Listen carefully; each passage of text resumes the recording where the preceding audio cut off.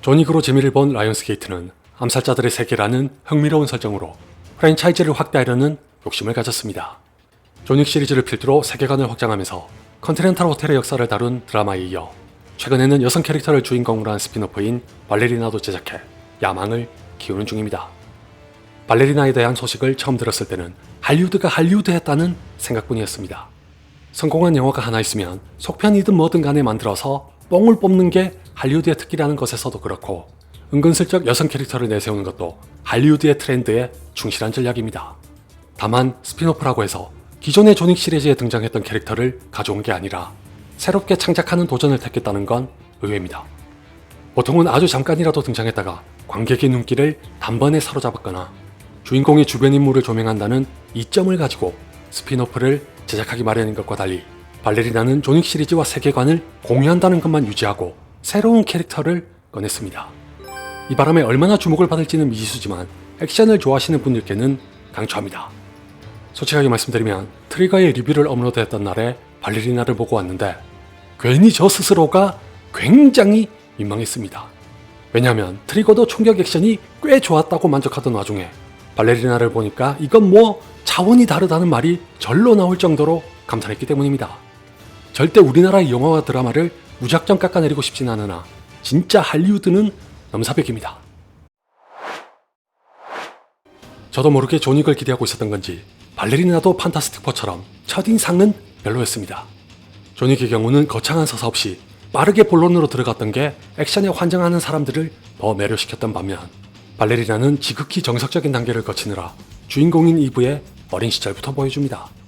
대강의 내용은 이브가 어렸을 때 아버지가 어떤 조직에 의해 죽게 되고 자신만 간신히 살아남은 상태로 존윅을 암살자로 키운 루스카로마에 들어갔다가 아버지의 복수를 결심하게 된다는 건데 아나 데 아르마스가 등장하기까지 무려 15분 이상 걸립니다.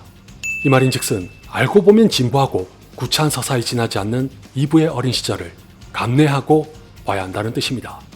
작가와 감독이 마음만 먹었다면 지금과 같은 선형적인 구조에서 벗어나더라도 그럴듯하게 전개할 수 있었을 것 같지만 아무래도 이브가 새로운 캐릭터인데다가 복수극이라는 테마에서 존윅을 의식한 건지 발레리나는 각본이 상당히 클래식합니다.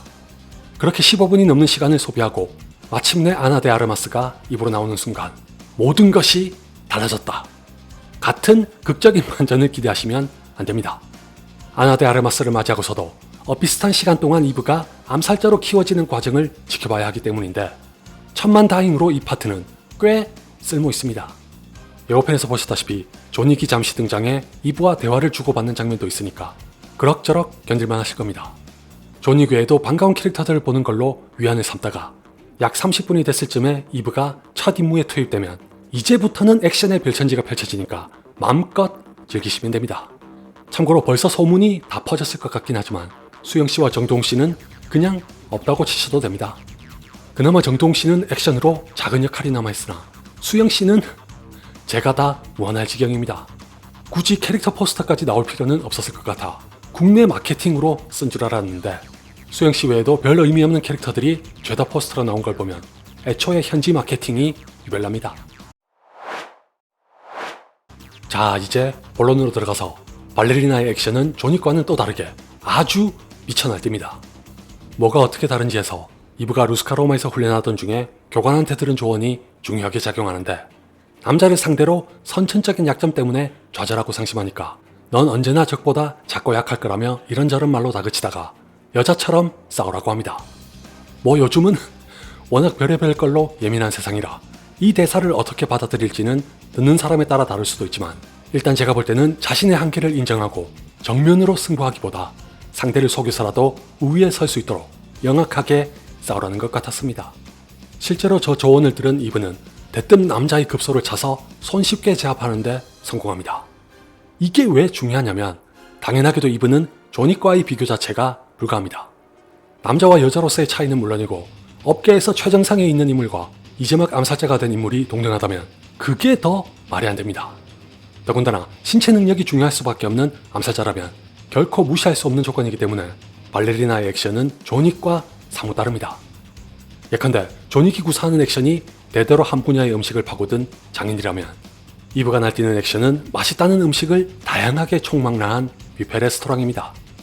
개인적으로는 렌 와이즈만 감독이 모처럼 자신의 장기를 살려 액션에 혼신의 노력을 쏟아부은 것 같은데 사실 렌 와이즈만이 연출한다는 걸 알았을 때는 좀 불안했습니다. 그도 그럴 것이 언더월드로 데뷔했을 당시만 해도 또 한 명의 근사한 액션 감독이 나온 줄 알았고 다이하드 4.0으로 절정을 달리기도 했으나 토탈리콜을 거하게 말아먹은 후로는 영화판을 떠났던 감독입니다. 한동안은 드라마를 연출하다가 오랜만에 영화로 돌아온 거라 걱정할 수밖에 없었지만 놀랍게도 과연 다이하드의 팬인 감독답게 발레리나의 액션을 굉장히 거칠고 무자비하게 연출합니다. 무엇보다도 이브가 여성 캐릭터란 것에 주목한 게 존윅과의 차별화로 이어진 모양새입니다. 제가 두 영화의 액션을 장인과 뷔페로 구분한 이유기도 해 총기가 중심이 되는 존윅 시리즈와는 다르게 발레리나는 손에 잡히는 모든 도구를 무기로 사용합니다. 칼만 해도 종류별로 나오는 데다가 도끼, 수류탄, 화염방사기, 하다못해 스케이트까지 무기로 써서 여자처럼 싸우라는 말 맞다나 자신의 상황과 약점을 보완해 상대를 이기기 위해서라면 수단과 방법을 가리지 않고 온갖 사물을 모조리 동원합니다. 덕분에 각양각색의 무기로 적들과 싸우는 현란한 액션을 보면서 넘사벽이란 걸 실감할 만도 한데 개인적으로는 수류탄과 화염방사기로 싸우는 그 무지막지한 장면에 감탄했습니다. 특히 화염방사기는 자칫 잘못하면 매우 유치하거나 억지스러워 보일 수 있음에도 불구하고 총기에 가까운 무기로 연출한 게 신기할 정도입니다. 그나저나 진짜 화염방사기와 소방호스가 저렇게 싸우면 누가 이길지 궁금하지 않나요?